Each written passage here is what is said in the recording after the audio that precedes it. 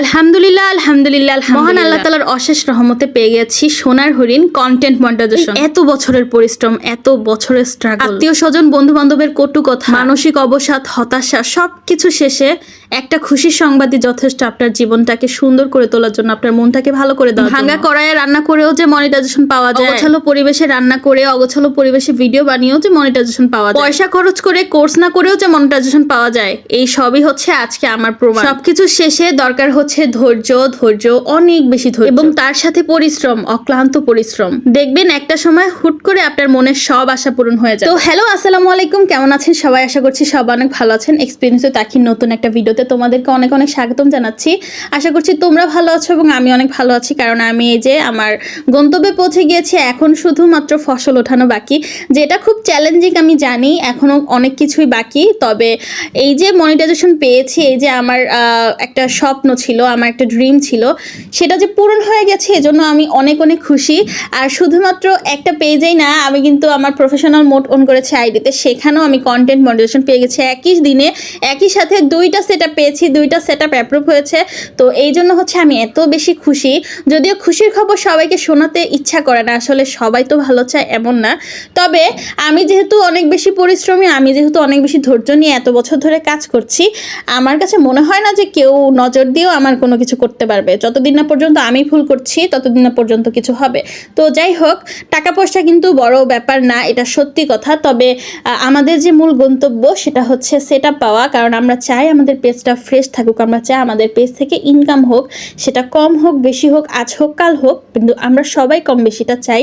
এই উদ্দেশ্যে আমাদের পেজ খোলা এবং রেগুলার এত কষ্ট করে ভিডিও বানাই, এই জন্যই তো বানাই। প্রথমত বলি, আমরা যারা নারীরা ঘরে বসে ইনকাম করতে চাই আর ঘরে বসে ফ্যামিলিকে সাপোর্ট দিতে চাই, নিজের ছোট ছোট ইচ্ছাগুলোকে পূরণ করতে চাই, আমাদের জন্য সবচেয়ে সেফ এবং সবচেয়ে সহজ একটা কাজ হচ্ছে ঘরে বসে কন্টেন্ট ক্রিয়েশন করা, ফেসবুক, ইউটিউব এসবের মাধ্যমে টাকা পয়সা ইনকাম করা। গত 2-3 বছর আগে ঠিক এই উদ্দেশ্যেই একটা পেজ খুলেছিলাম, একটা ইউটিউব চ্যানেল খুলেছিলাম। প্রথমে হচ্ছে ইউটিউব চ্যানেলে অনেক ভিডিও দিতাম, কিন্তু ভিডিওর আগামাথা কিছু ছিল না।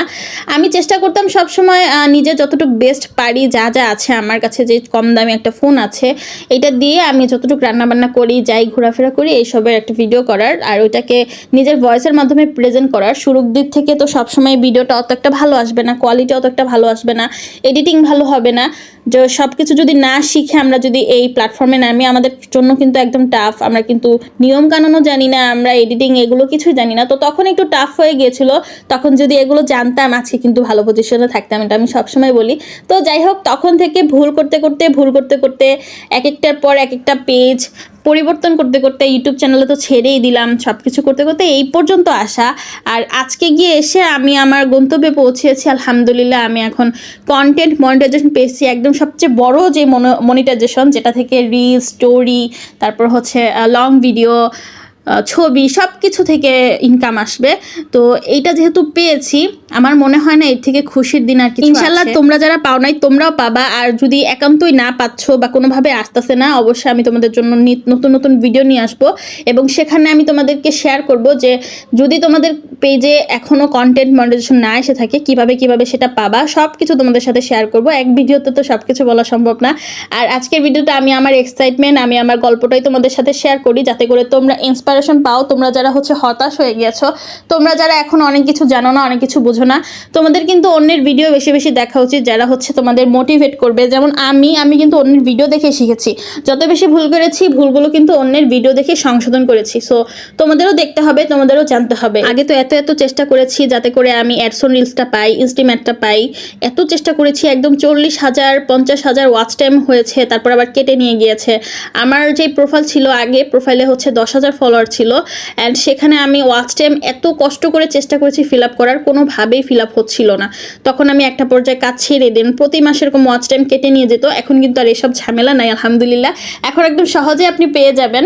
তো যাই হোক, এই নিয়মটা আমার কাছে খুব ভালো লেগেছে। এখন সবার জন্য ফেসবুক উন্মুক্ত করে দিয়েছে কন্টেন্ট মনিটাইজেশন, শুধুমাত্র যদি আপনার পেজটা ফ্রেশ থাকে, আপনার পেজে কোনো রকম সমস্যা না থাকে এবং আপনার পেজে পর্যাপ্ত পরিমাণে লং ভিডিও, ছোট ভিডিও, ছবি, রিলস এগুলো থাকে, ইনশাল্লাহ আপনিও আপনিও পেয়ে যাবেন, আজ পেয়ে যাবেন, না হলে কাল পেয়ে যাবেন, পরশু পেয়ে যাবেন, অবশ্যই পাবেন। যেহেতু আমি পেয়েছি, আমার সাথে কিন্তু অনেকেই ছিল এতদিন পায় নাই, সবাই হতাশাগ্রস্ত ছিলাম, সবাই পেয়েছে। আমাদের কমিউনিটিতে দেখা যায় আমাদের যে কজন একসাথে শুরু করেছে তারা সবাই পেয়েছে।